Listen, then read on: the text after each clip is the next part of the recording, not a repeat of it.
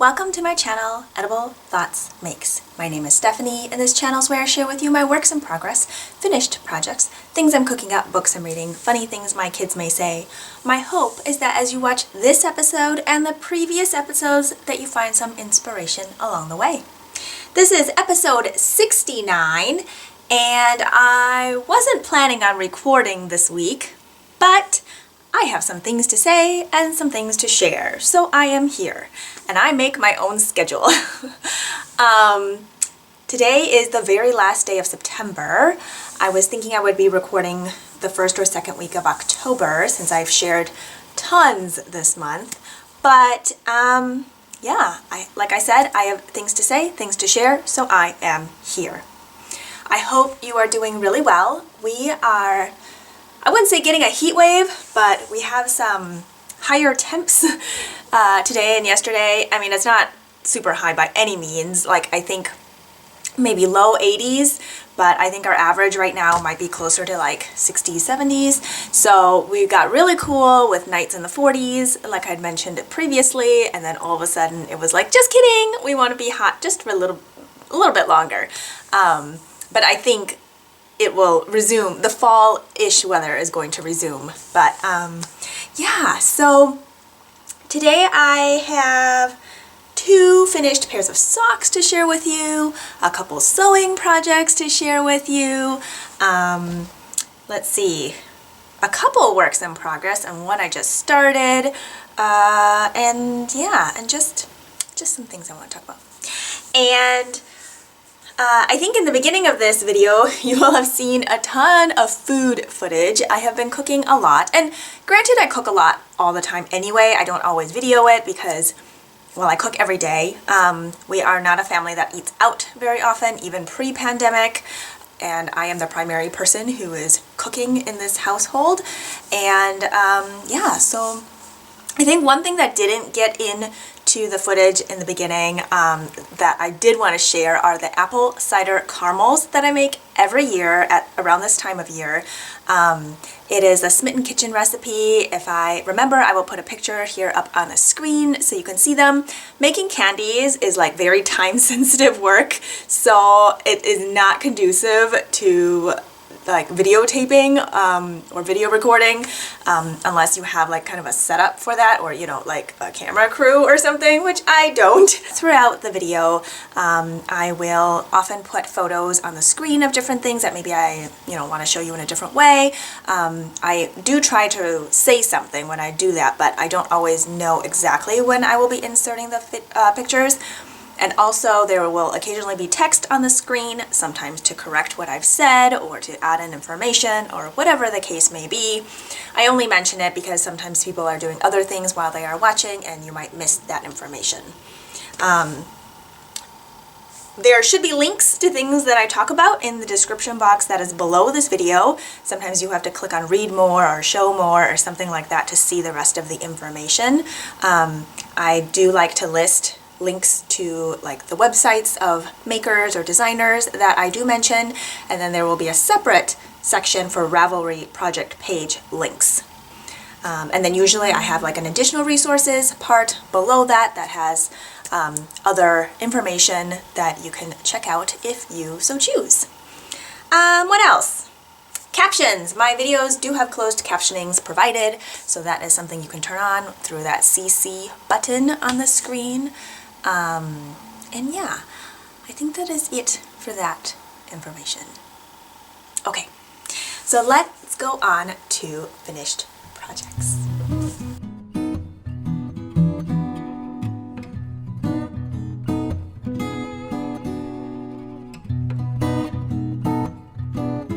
So I have 2 pairs of socks to share with you today. They were both pairs of socks that I'd shared with you on the previous episode. Here is the first pair. These socks are for our 8-year-old daughter. She just absolutely loves the socks that I make her and wears them all the time, even in the summer.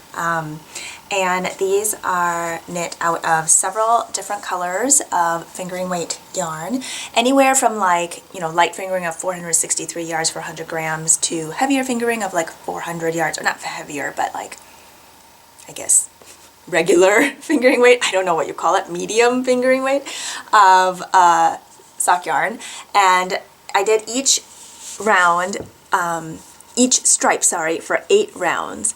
And then since I did a knit 3 purl 1 or 3x1 ribbed patterning, I don't have a separate cuff. So I just did that entire ribbing for the leg, and then for the heel, I did the shadow wrap heel. What I like to do with this is put the heel in the middle of a stripe. So since I'm doing 8 rounds, I did 4 rounds of the ribbing in the front and just stockinette on the sole part, although it's still, I guess, part of the leg. And then I will do my shadow wrap heel, finish out my stripe, so then continuing the 3x1 ribbing on the instep and stockinette on the bottom, and it fits really nicely right there in the middle. And then I continue on with the foot with the ribbing pattern on top and stockinette on the bottom. And then for the color changes, I noted in a different video on how I do the color changes and weaving in ends as I go, which I will link in one of the corners up above here. When I do my color change, I will knit around without doing the ribbing texture, and weave in my ends with that knit round, and then continue in the new color in the ribbing pattern. So yeah, she loves these socks. I did knit them on US 1.5 or 2.5 millimeter needles. I used 32-inch chow goose for this pair. On, one sock on each needle. And then I did a 48 stitch cast on.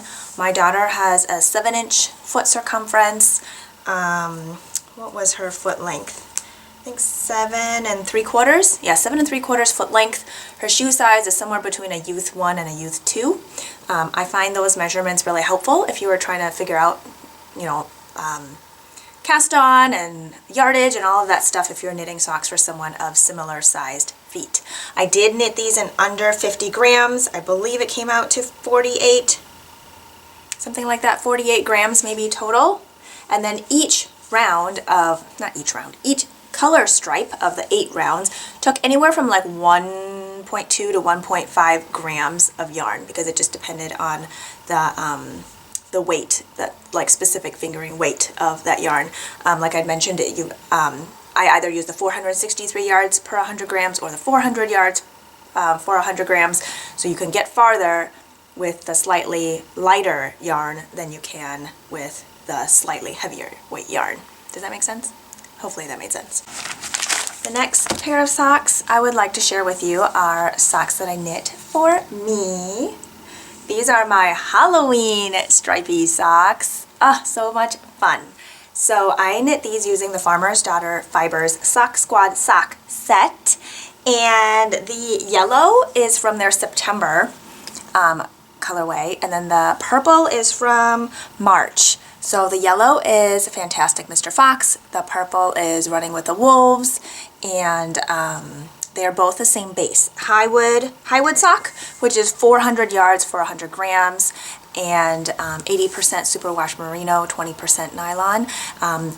I like using the same base and same weight of yarn when I'm just alternating like this few number of colors, because that way it looks the same and just more cohesive throughout.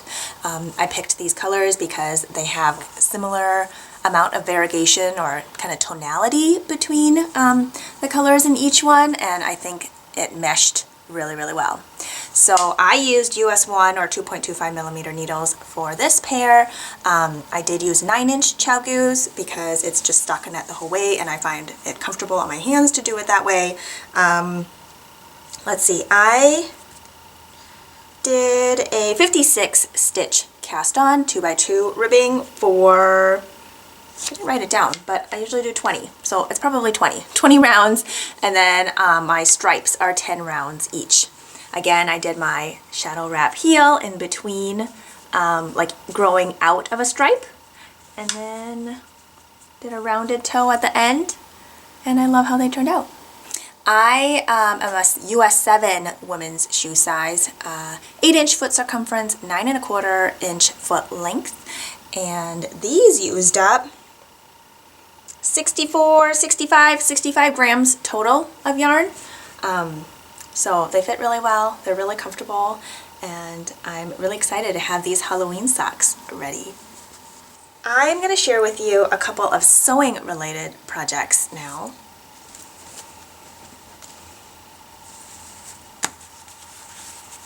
These are some masks that I've sewn for my kids. I've sewn them tons of masks. They probably have, I don't know, 8 pairs, or not 8 pairs, but 8 each. And I really like how we can make them fun. I mean, it's an accessory, and a very important accessory, but for them, it's something that they like to match with their outfits for the day when they go to school, how they're feeling. It makes them feel safe, it makes them feel loved, it makes them feel like, you know, I'm there to help them or protect them the best that I can, even when they're not with me. And so I made these fall themed, well, this one's fall themed. It's, you might recognize it from some material that I've put on my project bags, but they are orange leaves with gold outlining on them. And the inside is kind of a beigey crosshatchy fabric. And then I was previously cutting up old t-shirts for ear loops, but I was kind of running out of those. And then recently we had to adjust one of them, and I think we pulled too hard and it broke. So thankfully we had a spare mask at the time, but then I thought I would try out these elastic ones with the adjustable knob at the end, and the way you sew it in is different. Like when I did my t-shirt ones, it went through this channel here on the side like a drawstring channel would, but these ones I don't think are quite long enough to do that if you still want adjustable, so you just sew it in on the top and the bottoms. But then because it's sewn just at the top and bottoms, it doesn't cinch this side part to sit flush with your face as well. It kind of like puckered out. So then to solve that issue, I pleated it on the sides so that it is a little more three-dimensional and sits better on their face. This one I pleated upwards, but I think it's better to pleat it downwards. That way, just like, I don't know fit-wise if it makes a difference, but I think then you don't catch anything, right, in the little pleat. I don't know what you would be catching in the pleat, but dust or I don't know, whatever. It probably doesn't matter too much, but it seems to make more sense if the pleat maybe faces downwards. Like I'm thinking of some of the other like more accordion rectangular masks. I think the pleats, you wear them down instead of up. Well, anyway, I'm not sure right now, but I think that's what it is. And then the other one I made is sushi themed. We all love Japanese cuisine here, and I had this sushi print fabric. I was a little, oops, I'll have to cut that off later. Not sure about using like cotton flannel for the outside, but I think it actually is okay because when I blow through it, it's not like I feel the air on the other side. And then the inside has Quilter's cotton fabric, this really graphic black and white, and it's just super fun. And some of them have glasses on them, and yeah, really cute. I love it. So these are their new masks that I've sewn up. I will link to the pattern that I have used in the description box below. I make the size small for my kids and the medium for me and the large for my husband. And there are also different options in the tutorial for if you want to do like another layer for inserting a filter or putting a nose wire or whatever. I just do the most basic one. So there's those. Alright, 2 more sewing projects that kind of go into the works in progress, but I will just show you the bags and then we'll go into works in progress, okay? So here is one. Isn't that so fun? It's very autumnal, October-y feel. This one I forgoed on the orange just to kind of, I don't know, change it up a little bit. I have this navy and cream center with the moon, which I feel like is very October. These roses around it, like some olive green. This beautiful navy print with these suns on it that are kind of purpley. I have some linen. I have dark brown for the drawstring channel. I continued with the navy and the purple suns on the back, which just remind me of like an October sky. And then I have my burgundy canvas boxed bottom.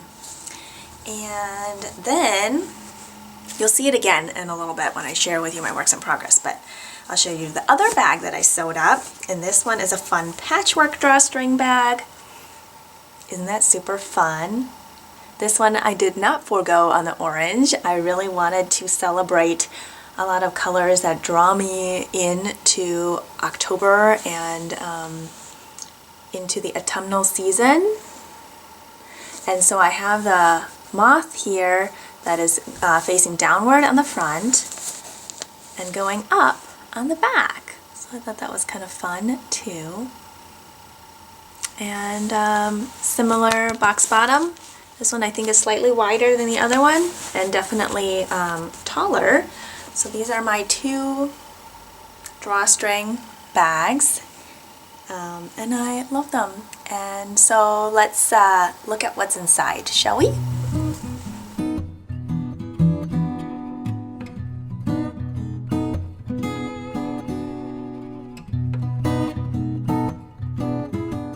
Okay, so we'll go back to the first bag here. And these you've seen before. They are another pair of Halloween socks. I started these, I can't remember when I started these, but they're kind of a pair of socks that I like to just have on the go.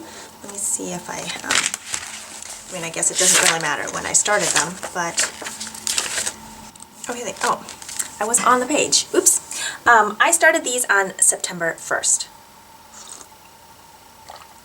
And granted, I started the other pairs that I finished after I cast these on. I just feel like these ones, I mean, they have no deadline. They are for whenever we're on the go or I'm a passenger in a car, and they're super fun. So I don't remember where I was the last time I shared this pair with you, but I am making them identical. So I split my yarn into two balls, and I made sure the colors started at the same time, and yeah, they are coming out really well. I did, again, a shadow wrap heel on this pair. I did 60 stitch cast on for these, and I have a miscellaneous mini that I used for the heel, and this time I inserted it between stripes. I think I like that look. I think if I'm using a contrast color for my heel, I like to do it between stripes. But if I am doing maybe like my own self-striping, and I'm gonna do a heel, I think I like it in a stripe. Or maybe it depends on how many stripes I'm doing, like how many different colors. I don't know, I do whatever I feel like. That's the beauty of it, you can do whatever you want. So I'm on the feet now. I changed out the progress keepers on these because the ones I had on these I actually moved onto a different project, and I'll share that with you next. So I have these polymer clay charm ones that I had made. Let's see if it'll focus. This one is a coffee cup with whipped cream and an orange heart. And this one is a pumpkin. Super cute. So again, these are just socks that I like to have on the go because I don't have to think about them when I'm knitting on it, and I can start and stop whenever. I'm using US 1 2.25 millimeter 9-inch Chowgu needles for these. Alright, on to the next bag. So in this patchwork project bag, I have a new cast on! Yes, you might be thinking, what business do you have casting on another pair of socks? Well, I'm here to tell you that I will do whatever I want. And I don't have rules where I have to like finish everything before I cast on something else. I am limited by the number of needles that I have of whatever size. Yeah, I would say that is the limiting reagent. It's probably the needles. But these I am knitting on US 3 or 3.25 millimeter 9-inch Chowgu needles, and those were free, so why not? I am knitting a pair of DK weight self-striping socks. Now, I will tell you something that is exciting about DK weight socks. They knit up quickly, they're really warm, and honestly, like, being in a climate where it's cold a lot of the time, DK weight socks are the way to go. And I'm wearing boots basically all fall and winter. So DK weight socks work for me. And the other amazing thing is that I don't feel like there are as many DK weight self-striping sock options out there, so it's exciting to find one. And not only that, if I'm making my own striping socks, I'm generally making them from fingering weight, and I'm not sure I want to do fingering weight held double to make DK weight self-striping socks. I mean, I could, it just seems like that's a lot of stuff going on, and maybe it isn't, and maybe I just need to try it. But I feel like with that many ends, even if I'm kind of weaving it as I go, I just don't want it to get too like lumpy inside. I don't know. Maybe I'd have to try it to see what I think. Also, I do prefer my socks to have nylon in them unless they are non-superwash, because I feel like the superwash merino stretches out more than non-superwash whatever wool that I'm using for socks. So the nylon seems to keep it from stretching out as much. I don't know, it could be a figment of my imagination. If you've noticed anything similar or different or whatever, comment below. It's just what I've noticed. And so DK weight sock yarn that is 75% superwash merino, 20% nylon, I mean, that does not add up to 100. 75% superwash merino, 25% nylon, DK weight self-striping yarn. Yes, please. So now you may think, okay, Stephanie, you've rambled on enough about that. What's your yarn? What do your socks look like? What's going on here? So I tried a new to me dyer called Sockturnal, and she is on Etsy. Her yarn is 245 yards for 100 grams. And this colorway is called Falling Leaves, and it's self-striping. And here's the yarn. Are these colors not beautiful? I mean, they are gorgeous, right? You've got like a rusty red, kind of an olivey green, a gold ochre, a light pink, a dusty teal. I mean, it's everything I love. And it's DK weight. So I just started these. I wasn't planning on casting them on until tomorrow, but honestly, why wait? If I want to do it, I'm going to do it. Life is short.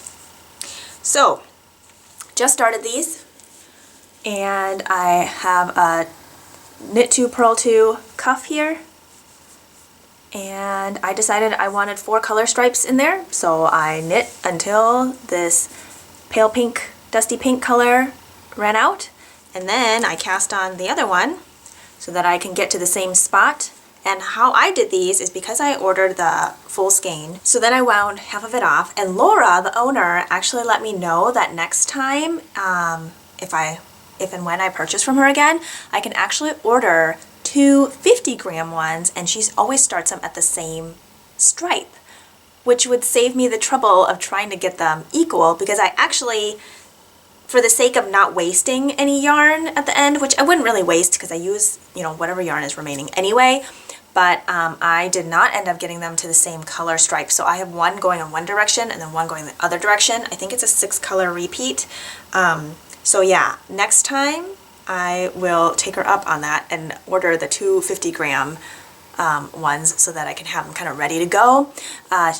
She said the price is no different. It's just divided in half. And what I do love is that she offers 50-gram options, because a lot of times my socks, unless I am making them really long, I might only need 50 grams. And she does have it in fingering weight as well as DK weight. So I would definitely go check her out if that is something you're interested in.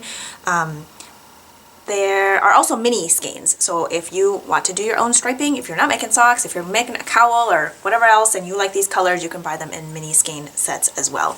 So yeah, I love these. Here's a start of them. They will be fraternal and going in opposite directions. So you see one started with the gold, the other one starting with the green, but after the green is the light pink, because after this light pink here, it will be the green. So fun, right? And then I switched over my leaves, Progress Keepers, onto these socks because the colorway is Falling Leaves and it works with the leaves, right? The other one I don't think I have it on yet. It's the oak leaf.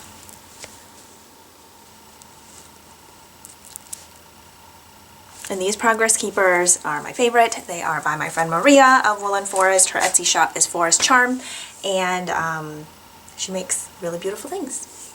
Oh, I didn't mention my cast on. I did Old Norwegian cast on for 44 stitches. That seems to work for me. I'll have to check my gauge in a little bit, but I think it should be fine. I feel like with DK weight socks, I generally do 44 stitches using US 3. If I'm doing US 4, I can do like 40 stitches. US 4 or US 5, I can do 40 stitches. It kind of just depends on how slouchy or how much negative ease that you want. So I do feel like you should look for DK weight sock patterns if you're trying to get an idea of your cast on, or just try it and see what your gauge is and your fit and go from there. What are you drinking today? I have a, it's like a Taiwanese brown sugar ginger tea, or maybe not a tea, more of just a beverage. Usually you drink it hot, and you have these little cubes of the brown sugar ginger mixture, and you basically dissolve it in hot water. My mom buys these in bags in Taiwan, and when she brings them back, she'll bring back as much as she can, and we try to savor them throughout the time that we have them until maybe the next batch arrives.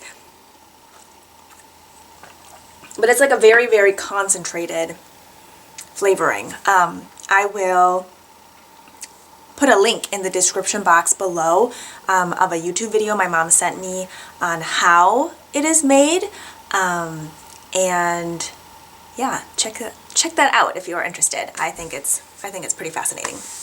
I have also been working a lot on my half and half triangles wrap by Pearl Soho. I'm not going to show it again right now, or maybe I will just show you because why not? It is in this project bag that I sewed up, and I'm getting close. But when I say close, it's not really close because the end is like the longest part, which is the same as when you started. So it may seem like you're super close, but you are and you aren't, I guess. The yarn I'm using is Pearl Soho's Linen Quill, which is 50% fine Highland wool, 35% alpaca, 15% linen. The tag is here on the screen. And the colors I am using are Rose Granite and Rosewood Pink. I have finished the Rose Granite, which I used for my first color. It's kind of a rosy, taupey, gray color. So I'm gonna hide behind my wrap here. Hopefully you can still hear me, but it is a big square. You knit 2 triangles, not separately, it's attached. It's done by the magic of short rows. First triangle, you cast on the full width of stitches, and then you get smaller and smaller, and then the second half, the triangle you are knitting, you start smaller and you get bigger.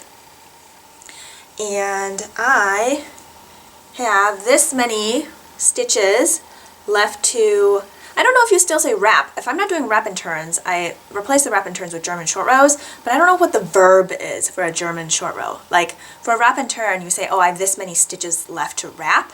But for a German short row, what do you say? Like, oh, I have this many stitches left to GSR? I don't really know. If you know, comment below. Or if you don't know and have made up something, I also want to know. But yeah, so this is how many stitches I have left to go. I thought, well, I'm not going to give you a number because I'll probably be wrong. But, so I would like to finish this by middle of October. I don't know if I will, but I have cast on another one already, which I cast on during the autumnal equinox, but I haven't worked on it at all because I really want to finish this one and be able to wear it. Oopsies. That was a leaf. And be able to wear it before I cast on and be like sucked into the next one. I will insert a picture of the autumnal equinox one that I cast on, or just a picture of the yarns in the bag that I have it in here on the screen. But definitely check out, I don't know which episode it was in, probably 2 episodes ago, maybe, that I showed the yarns for that one. Or no, maybe I talked about it last time. Whichever one it is in, I will link to it in on the screen on the corners here. So if you are interested in checking that out and haven't already, feel free to look at that.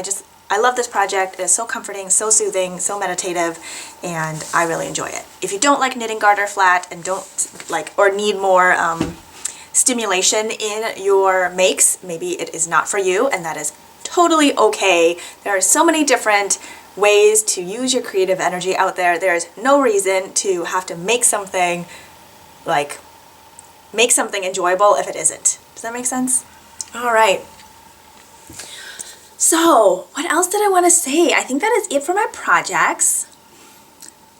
What I did want to talk about also was what it means to be a day maker. So, what does being a day maker mean to you, and how do you feel about it? I feel like we all have an opportunity to be day makers. I was talking to my kids about some things after they had kind of a rough day at school. Like, things were overall going well, but there were just a couple incidences here and there that made them feel not good, and I'm very, very grateful that they felt like they could talk about it. And we talked about the importance of being kind and how to be brave, and yeah, and I feel like those are things that we can do every day, right? And we do live in a social world, and I mean, I suppose you don't have to be. You could just, stay in your home all day and not talk to anybody, but you still are relying on other things and like external factors, right, to make things work. And I guess I really encourage you to be a day maker, because go out and just make someone's day. You never know what is going on in someone's life, and this is not a time to be like comparing whose like bad news is more bad than the other person. Like, that's not the point. Everybody has things that bother them, and in many different ways. And some people are able to shake things off easier than other people. And it's just weird because you're behind a screen and you're like talking to nobody and everybody simultaneously. You have no idea who's actually going to sit down and watch. You have no idea where your information is going. I know that sounds kind of creepy, but it's kind of true. And it feels weird and really disconnected when you don't know who's watching you. Okay, that sounds super creepy. Anyway, what I'm trying to say is that I really appreciate all of you who take the time to comment below or talk to me on Instagram if YouTube is not your like public sphere of communicating, and just take the time to connect, because then I feel like I am talking to real people instead of just to a screen and to who knows who is listening. I don't know, it can feel really weird sometimes, and as somebody who is an introvert, and I'm sure extroverts feel similarly too. I mean, we're human beings, right? But it kind of takes a lot of energy to put yourself out there, especially to an unknown audience. And I don't want this message to feel discouraging at all, because that's not what I'm intending for this to be. What I'm hoping your takeaway is that, like, I really do appreciate everybody who takes the time to reach out and connect and support me through this creative journey, because it is really fun to do the share and tell. It is really fun to sit down and make these videos and edit them and use my creative energies in yet another way, and I really enjoy that. And I love sharing what it is that I am making and doing and thinking of, and hopefully inspiring you to either do similar things or something totally different. But isn't that what's so exciting and the beauty of being able to create things? Like, it's amazing. Something that wasn't there before is now this tangible thing in front of you. It's amazing. So, with all of those kind of discombobulated thoughts, I encourage you to be a day maker.